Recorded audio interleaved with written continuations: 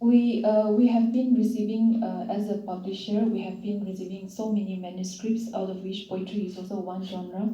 And poetry, we receive different kinds of poetry.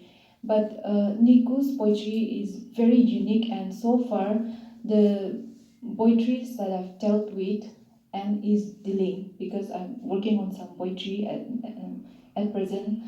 So they talk about life experiences, and they talk about their relation with their siblings or parents, or they talk about nature, and they talk about things that revolve around them, and they talk about the social issues or stuff like that. But the uniqueness of her poetry compared to the other manuscripts that I've been working on is she have completely dedicated her book to God. And this book, it talks about, we have listened from the book review, it talks about God's love, God's mercy, and God's forgiveness, or God's mighty work. And her poetry is just fully dedicated to God.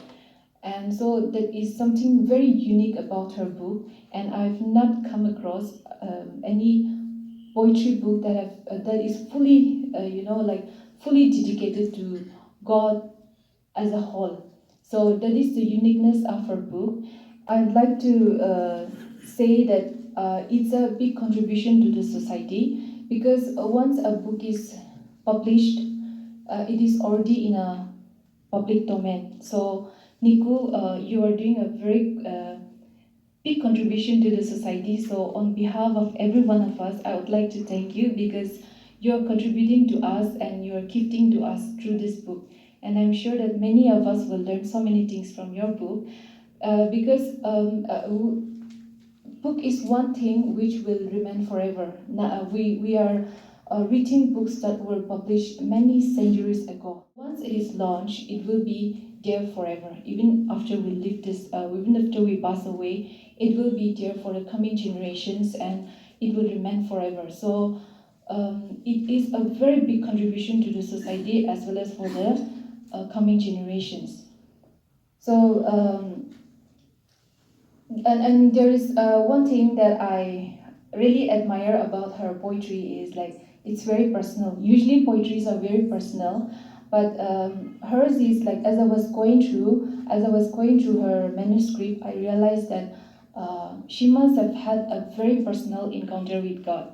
So that was what I felt as I was going through her, as I was working on her manuscript. So because of which, her writings are very personal, and I'm pretty sure that as you go through her book, you will also feel how personal God is through her writings. So that is also something which I really admire about her writing. Editor and representing my publishing house, I would like to encourage each and every one of you to write. Just in case there's any one of you who is interested in writing, it's never too late to start writing, or it's never too early to start writing. We have writers who have hit 80 and they bring manuscripts. There is one person who is already 80 plus and he is working on his third book. And there are also a person who start writing after their retirement, because when they are working, they don't have time. So after their retirement, they start writing. And we also have authors who are just 7 to 8 years old, who are writing fairy tale books and stuff with the help of their parents. So writing does not have any age limit. It's never too early or it's never too late to start writing. So Neiko is a very good example for all of us.